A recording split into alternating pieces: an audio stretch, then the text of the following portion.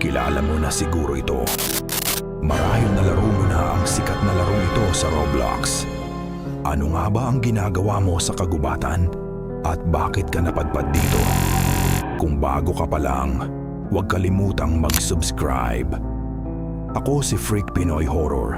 Welcome sa channel kung saan binubuksan natin ang mga creepypasta, horror games, at madidilim na lore.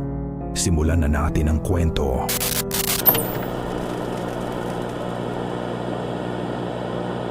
Noong Mayo 1, 2023, bumagsak ang isang eroplano sa Amazon jungle.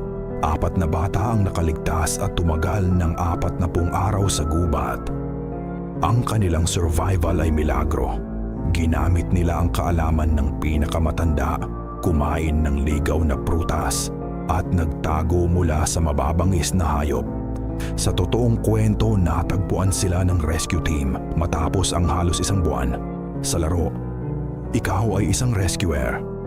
Ang misyon mo ay mabuhay ng 99 na gabi at iligtas ang 4 na nawawalang bata.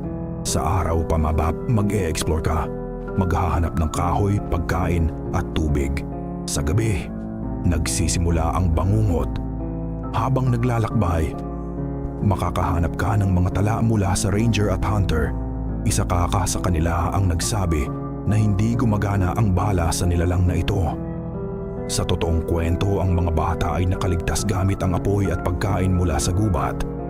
Sa laro, ang mga notes ay nagsisilbing pahiwatig. Ang deer ay takot sa liwanag at ang campfire ang tanging depensa laban sa kanya. Ngunit kapag namatay ang apoy, lumalabas ang mga kulto, mababangis na hayop at ang nilalang na tinatawag na the deer. Ang deer ay hindi ordinaryo. Matangkad, payat, nakatayo sa 2 paa at tila may katalinuhan. May mga nagsasabing wendigo ito, halimaw na sumisimbolo ng gutom at pagkabaliw.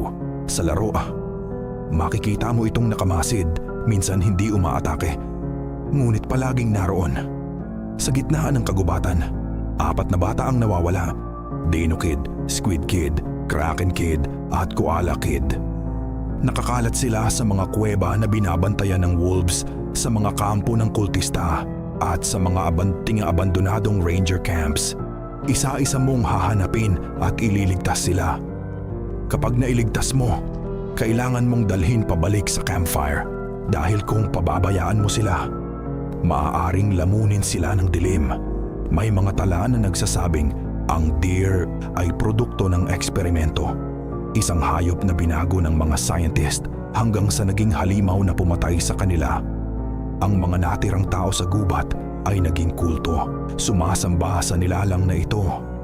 Sa mga base ng kulto, makikita mo ang mga cages at notes na nagbubunyag ng mga eksperimento.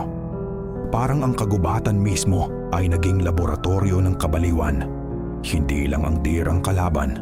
May owl na lumilitaw sa kalagitnaan ng laro, mabilis na sumusugod mula sa itaas. May mga kultista na nakasuot ng deer masks, sabay-sabay umaatake sa iyong kampo.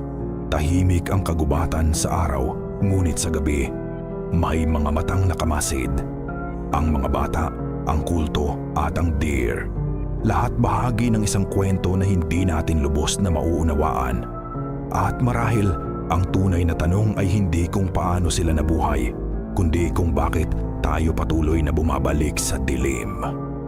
Kung nagustuhan mo ang video, like mo na ito.